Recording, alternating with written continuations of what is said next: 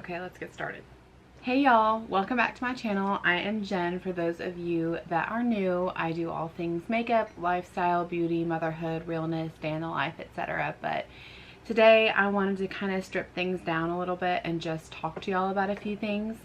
I have known that I was going to do this video for a while, but I didn't exactly know when, and today just seemed like the right day for really no reason in particular. It's just been on my heart.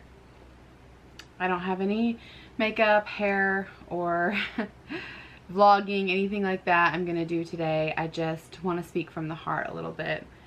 I know that most of you who came to my channel and only know me through YouTube definitely won't know this information, and I know that even friends and family that do know me, only a select few know this, and I promise I'm gonna get to it. There's no major bombs to drop or anything, but I just think it's important to share what's on your heart, and especially if it's something that has ever caused you pain that you've been able to rise above.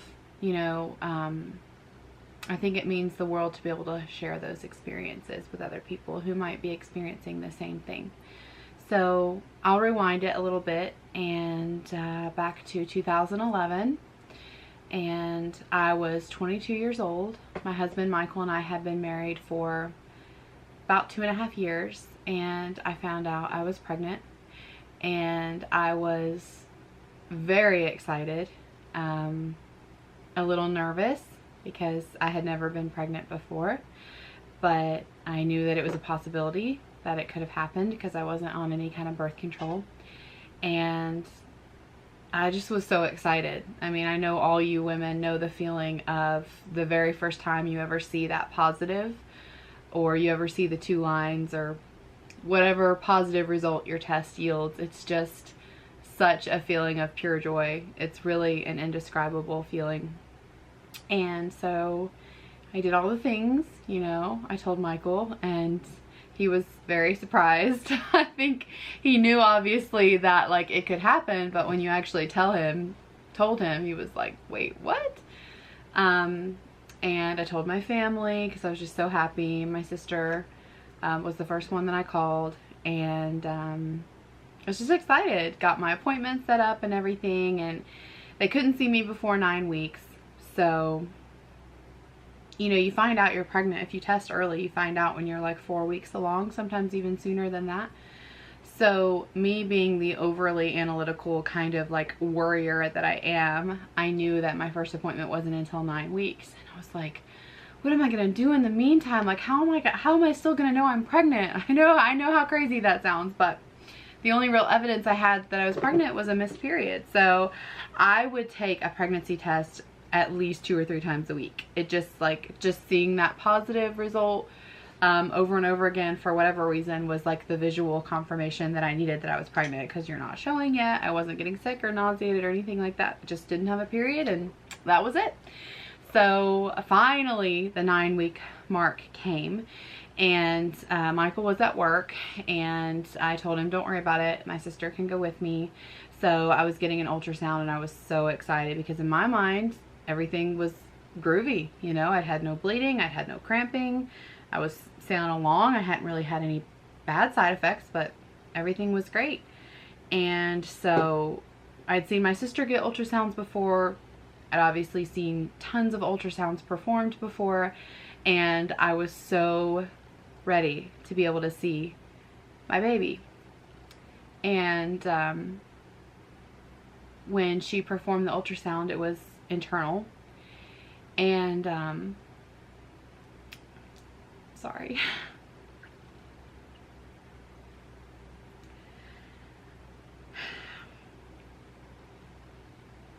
There was nothing there. There was no baby. There was no heartbeat. It just looked like a regular non-pregnant uterus. And even though it has been almost 8 years ago, the pain of that moment and the heartbreak is still so real.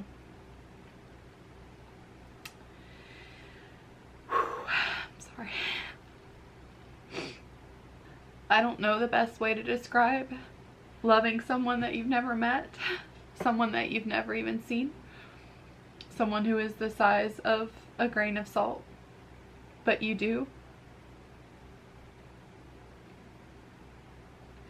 And the only thing I kept thinking is, where's my baby? Where's my baby?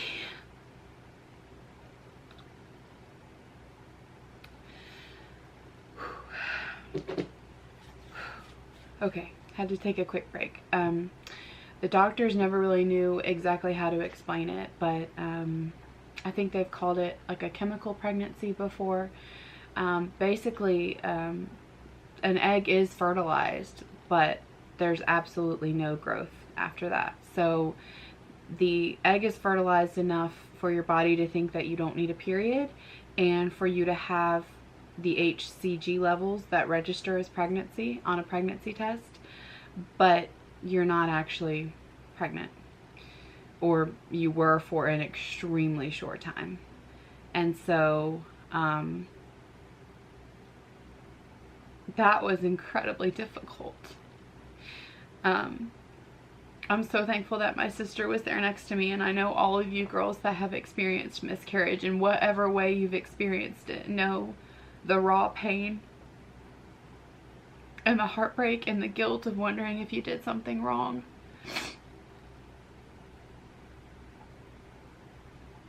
Yeah, like I said, it's really difficult to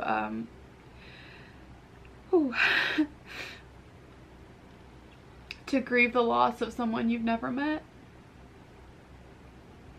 But it still was my child, even if I never got to meet him or her. It still would have been a precious life. So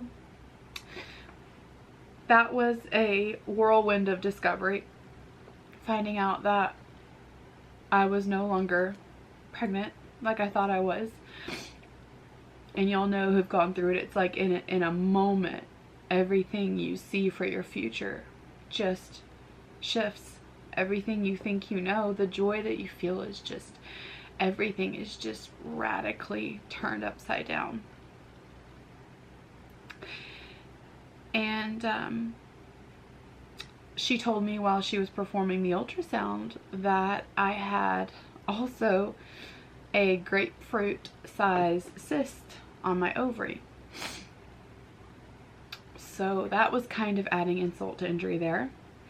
And then when the doctor came in to talk to me about my options, I didn't know any of this. I did not know that after you have a miscarriage that you have to do stuff.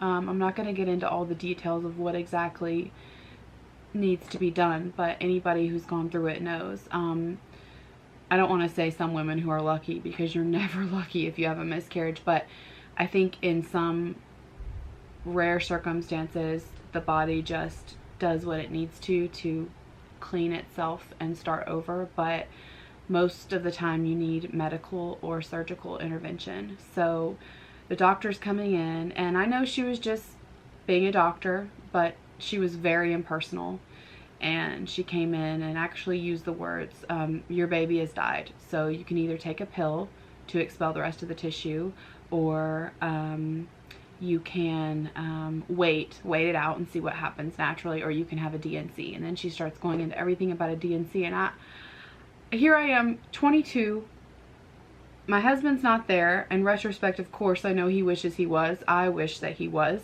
We thought it was just the most routine of appointments. I'm crying my eyes out, still trying to reconcile the fact that I'm not pregnant like I thought I was 15 minutes ago. And this doctor is rapid fire going through all these options. And I'm like, why are you talking to me about surgery? 20 minutes ago, I was thinking I was going to see my baby's heartbeat. It was really hard. So I find out that I have to do the post-miscarriage necessities, whatever those may be. I find out that I have a grapefruit-sized cyst on my ovary, which, as you know, ovaries are an integral part to conception. And then they also come in and say, your pap smear results are abnormal from when you came in a few weeks ago. We need to do a biopsy.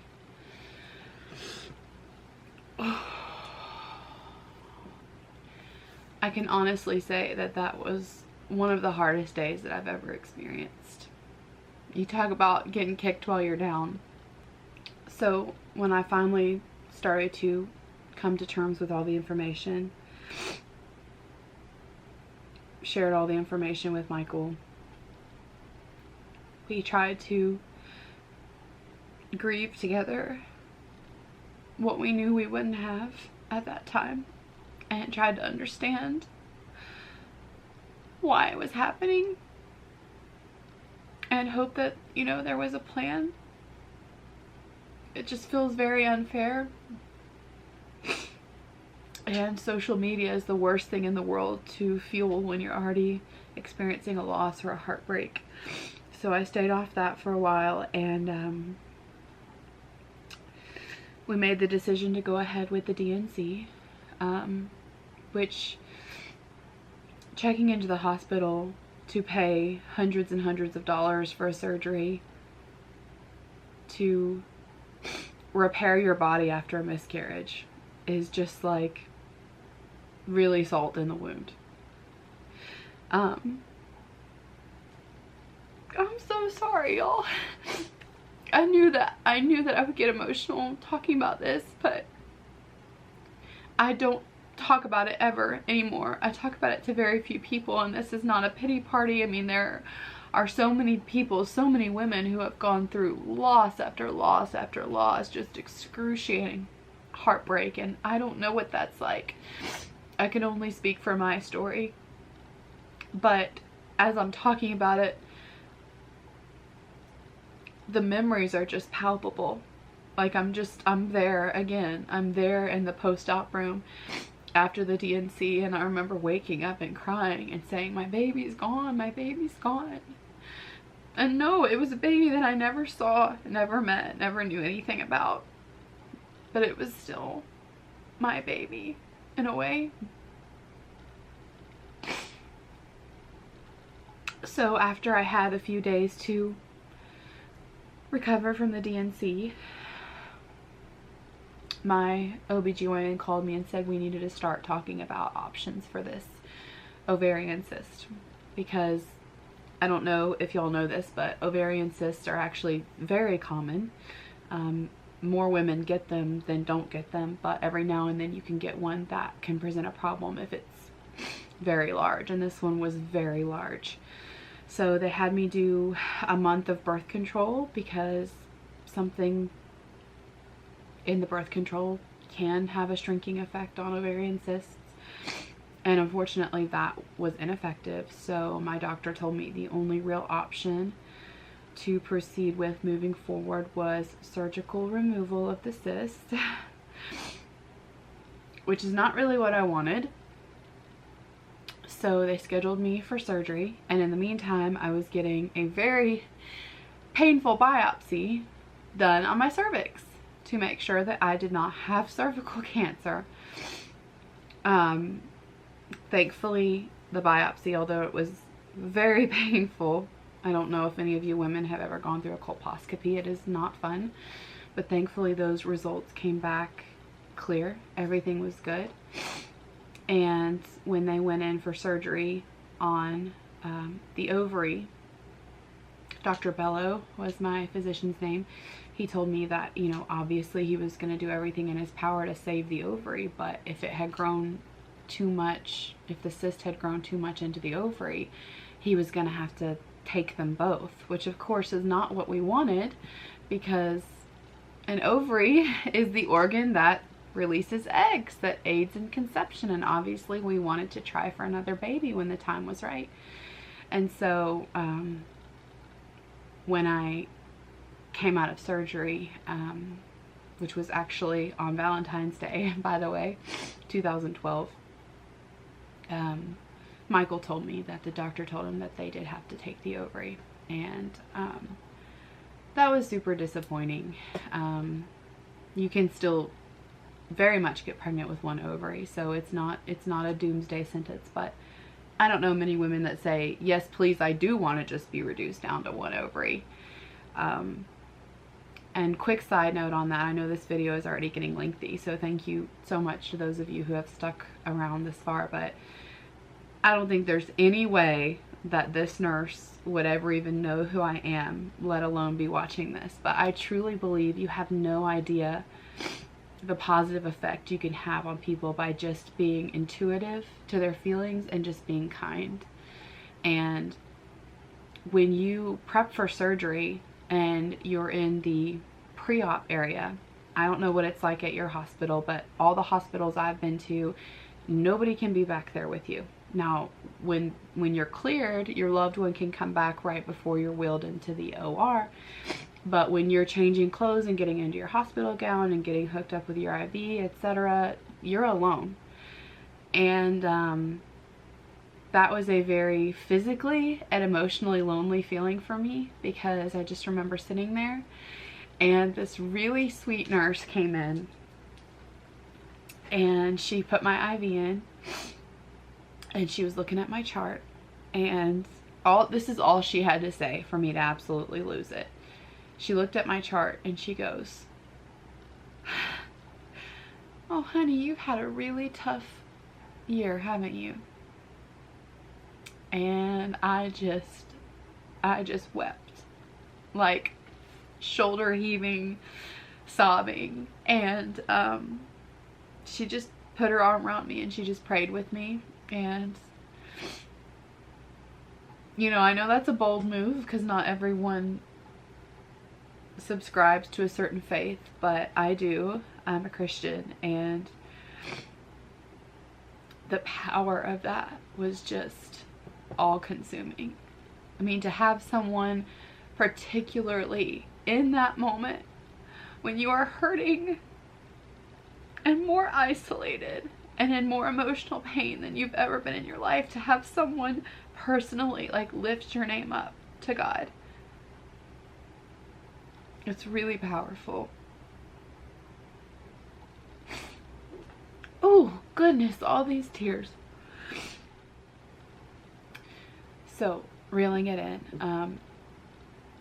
all the surgeries were completed, everything was done, and as much as I tried to stay positive, and I knew I was young, I knew I still had an ovary that was hopefully churning out eggs, and I knew we could try again. You know, when you've lost a baby, you've lost one of your parts that makes babies, and you've had some questionable things going on with your cervix. It all is kind of a cocktail for doubt.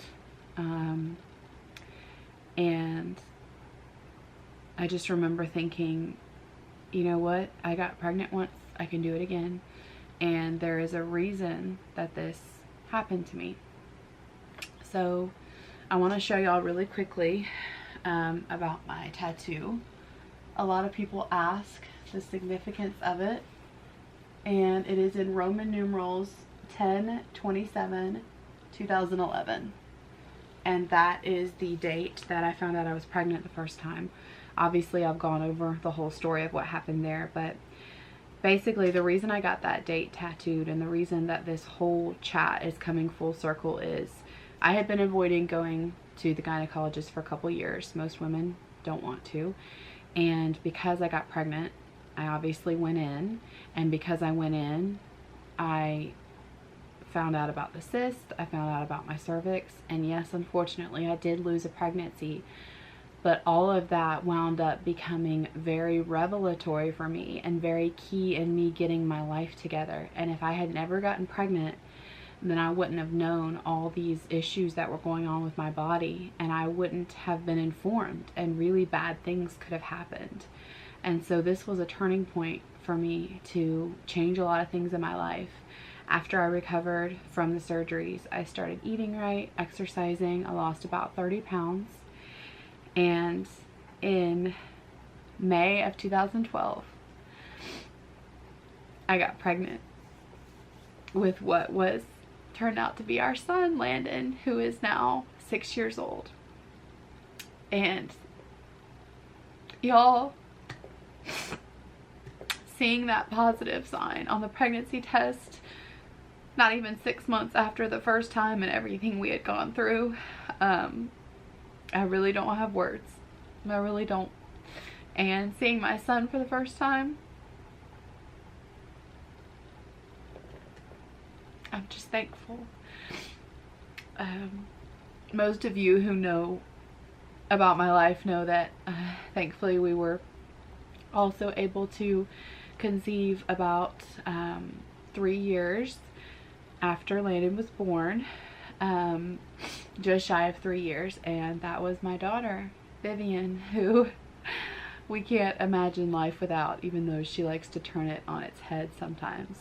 So again, I want to reiterate, I don't think that I'm the poster child for pain and suffering by any stretch. I can think of right now women who have had miscarriage after miscarriage after miscarriage, and my heart breaks for them. Like, I tell Michael all the time, if there was a way I could pray a baby into existence for someone who wants it so badly, I would. If there was anything that physically I could do to make it happen for someone who is so desperate for it to happen, to me, it's something I will never understand this side of heaven. A woman who wants a baby so desperately and can't seem to have one. It's just, I don't know that loss. I can't relate to that loss, but I can pray for you. I can sympathize with you. I can cry with you, and I can hug you. That's the main point of this video, is just there are women who haven't been through anything like what I've gone through, and there are women who have been through far, far worse. And whether I know you or I don't know you, if you're watching this video and you want me to pray for you, or you want to talk, or you want to vent, or you're angry because you've just lost a baby, or you want to talk about how it's not fair because it's not, I would love to be your sounding board. One of the main reasons that my sister and I started YouTube was we said we wanted to help. We wanted to help other moms who are going crazy at the end of the day and need a break. We wanted to help other moms who feel like they can't do it on their own, frankly, like I do all the time. We wanted to help other moms that say, you know, I have these thoughts and I don't feel like I can talk to anybody about them. We want to say, like, we are that person. And more importantly, I want to help women who have been through this, who are hurting. If you are hurting, I see you, I feel you, I am here with you, and I love you. I may not know you, but I love you, because we have a very unique bond. And I am very sorry for how long this video turned into be, but I'm truthfully not surprised, because that's me. But I just wanted y'all to know that makeup and hair and beauty and clothing, accessories, whatever, all that is so fun, and I will always think it's fun, and it will always be a big part of my channel. But there is so much beneath the surface that so many people are carrying. They're still carrying the weight of a loss, or a physical or an emotional hurt, or abuse. I mean, you never know what someone is going through, ever. That's why it's so important to just be kind to people, even if you think they don't deserve it. Be kind to them, regardless of whatever religion you are a part of, or even if you're not religious or don't hold any faith at all. Just be kind to people. We need a lot more of that in this world. Also, in closing, I just want you to know and remember that, at the risk of sounding cliche, you know, there is beauty after the storm. And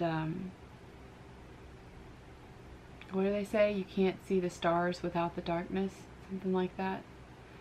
I am living proof that it will be okay, that you will get through it, that beautiful things can come from heartbreak. I hope this helped y'all, and thank you so much for those who stuck around this far. I love y'all, and my next video will be a little bit lighter, I promise. So I'll see y'all in the next one.